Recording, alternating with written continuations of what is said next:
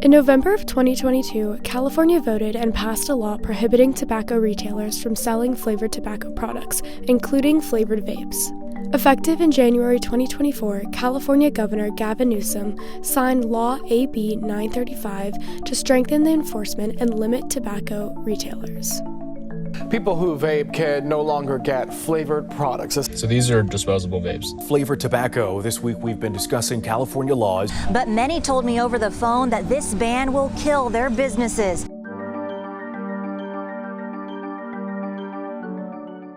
This new law has forced the 22,000 tobacco stores across California to push vape retail underground to keep up with demand. There are 20 million vape users in the U.S., and this figure continues to grow every year. We've seen a huge just explosion really in this whole area of vaping. It wasn't even a product, over a decade ago. Users inhale aerosol created by e-cigarettes by using a battery to heat up liquid that contains nicotine and other additives, many of which are toxic. Cigarettes burn tobacco through combustion, an idea that's been around for centuries. There had been a steady decline over the years of younger people using combustible tobacco products. And now there's this peak of younger people using vaping products. And so, the nicotine addictions are going up. In the United States, there are approximately 46 million tobacco users, many of which are young. Like when I'm vaping, I'm like, okay, I can walk in now.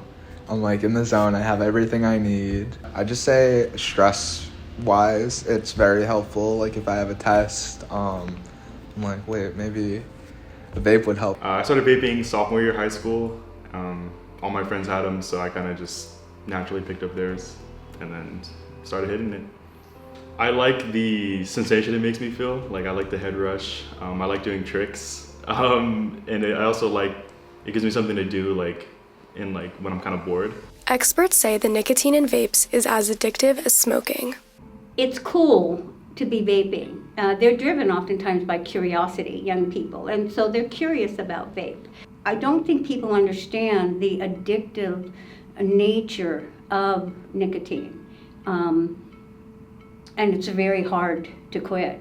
California implemented this ban in response to the rising numbers of e-cigarette users, specifically among teens. Yeah, so with the ban, it's like at a lot of stores, it didn't really change much because they just sell them under the counter. But I think it's probably a good thing that they did the ban. A lot of these flavors are like rainbow burst and I don't know, when I was 16 and buying vapes, I'd be like, ooh, that flavor sounds good. A little watermelon, I wouldn't even go near the clear ones or the tobacco flavored ones. But the ban on flavored nicotine devices hasn't stopped the demand for the product, nor the sale of the vapes themselves.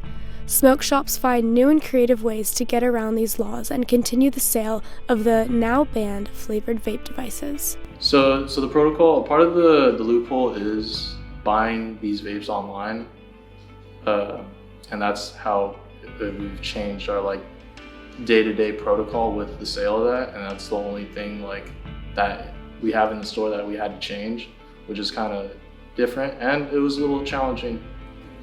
I've seen police or investigators come into the store and regulate the law. So they come in and inform us about the laws and what's changing. For example, law enforcement has advised Connor to create a QR code so consumers can buy the flavored vapes online, keeping their business legitimate. Many smoke shops follow similar routes in finding loopholes to avoid new FDA protocol.